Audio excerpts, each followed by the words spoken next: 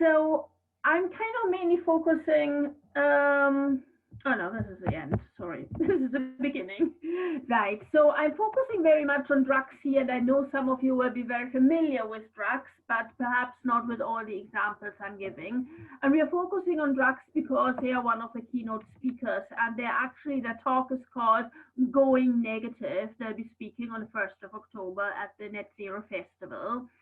But also as an example of what biomass is about, because Drax is the world's biggest biomass burner, and also I would say probably the biggest, one of the very biggest lobbyists for biomass around the world, not just in the UK.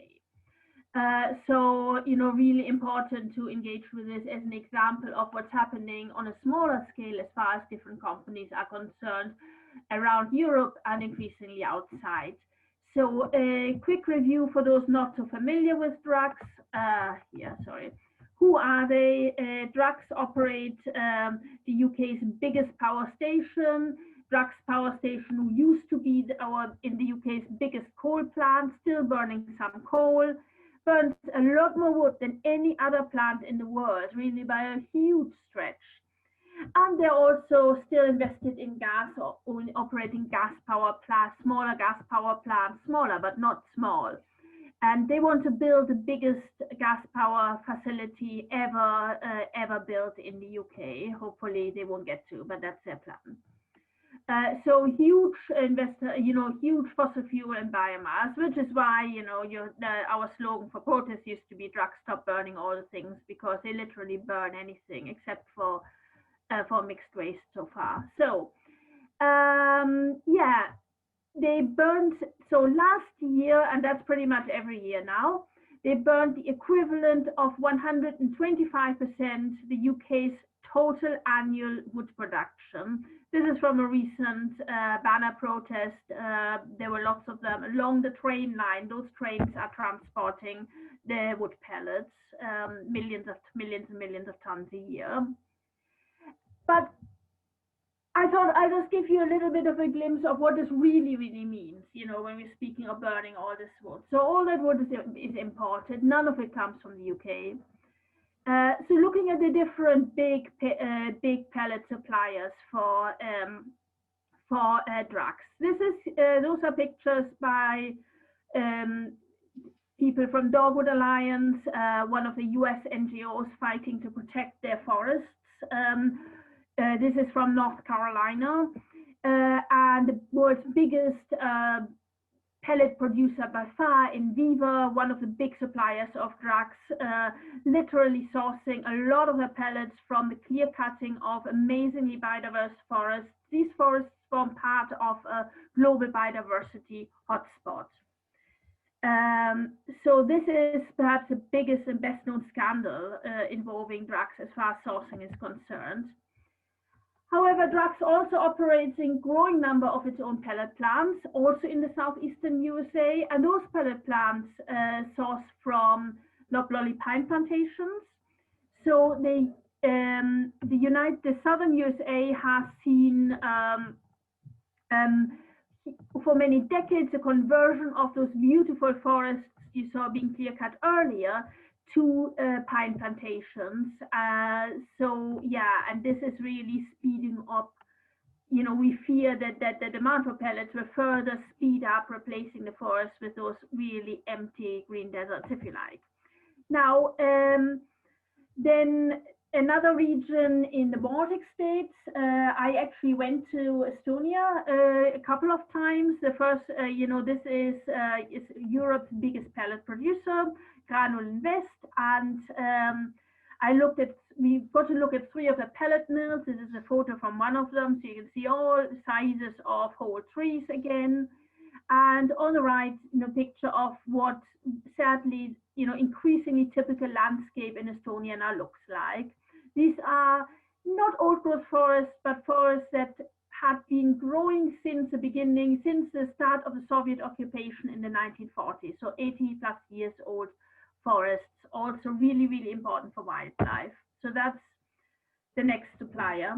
That's Granul Invest. They are another big supplier of Drax and of other the same suppliers supply other big biomass plants across Europe. And finally, some pictures from Pinnacle Pellets, one of the really big Canadian exporters, sourcing from British Columbian forests. Now there's a lot more research being done by campaigners, but showing again big piles of whole trees. And these are, this is an area of old growth forest, caribou habitat, land that's supposed to belong to indigenous peoples who are not being consulted. So hugely problematic again, a big supplier of Drax. Now, I'm not going to go into the climate impacts because I kind of think, I've got this quote up here you can read, but I kind of think that most of you understand that chopping down trees and burning them for energy is like not great for the climate. In fact, that includes plantation trees and not just forests. Yeah, so why are they talking about they're going negative? Well, the really big thing is they claim to be developing bioenergy with carbon capture and storage, or BECCS. So the idea is, because they're calling, all this sort of stuff carbon neutral and, having zero impact on the climate, which is of course a complete fraud. Because they can be allowed to call that carbon neutral, they claim that if they can capture and store a little bit of the carbon from burning wood, if they can store that in geological formations, that this would in future make the whole business carbon negative, and thereby chopping down potentially even more forests will be part of the climate solution.